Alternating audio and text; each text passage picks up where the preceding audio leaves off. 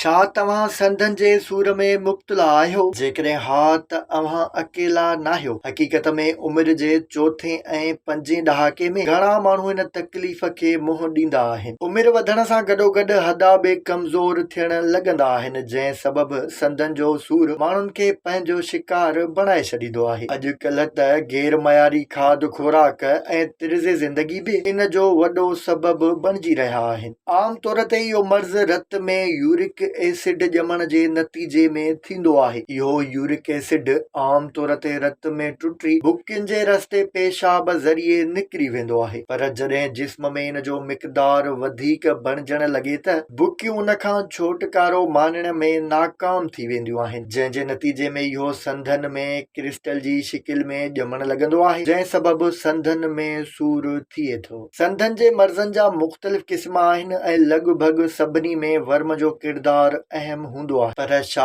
अव्हां खे ख़बर आहे त कुझु आम आदतूं ऐं शयूं बि संदनि जे मर्ज़नि जो शिकार बणाइण जो सबबु बणिजनि थियूं? अॼु असां अव्हां खे उन्हनि बाबति ॿुधाईंदासीं।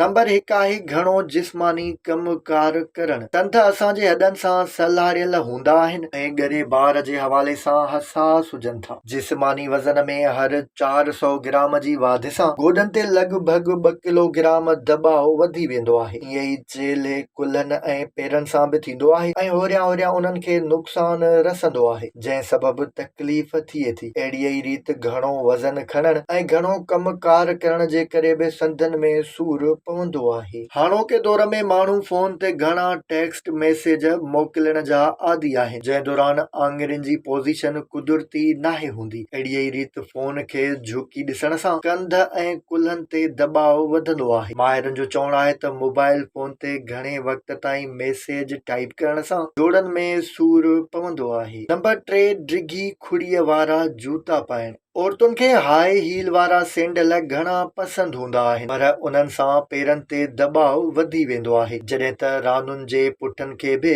गोॾनि खे सिधो रखण लाइ सख़्त महिनत करणी पवे थी, जंहिं सां तकलीफ़ जो अहसास थींदो आहे। हूअं त होरियां होरियां डिघी खुड़ीअ वारो सैंडल पाइण जी आदत पवण सां का बि ॾुखियाई महसूस नाहे थींदी, पर इहो खुड़ियुनि, गोॾनि ऐं चेल जे सूर जो सबबु ज़रूर बणिबो आहे। अहिड़ा जूता पहिरे घुमण दौरान हर विख सां गोॾनि ते दबाव पवंदो आहे, जंहिं सां हॾा कमज़ोर थींदा आहिनि। इन सां गॾु लगातार बुनियादनि ते ॻरे वज़न वारी थेली या पर्स खणणु, हिक ई अंदाज़ में वेहक करणु, जिस्म खे उबते अंदाज़ में फेराइणु, सिगरेट छिकण समेत निंड जी खोट ऐं ॿियूं केतिरियूं ई आदतूं बि जिस्म तोड़े संदनि जे सूर जो सबबु बणिबियूं आहिनि। उन करे अव्हां खे घुर्जे त हर लिहाज़ सां वधि खां वधि कुदरती अंदाज़ अख़्तियार कयो ऐं पंहिंजी सिहत खे बहितर रखो।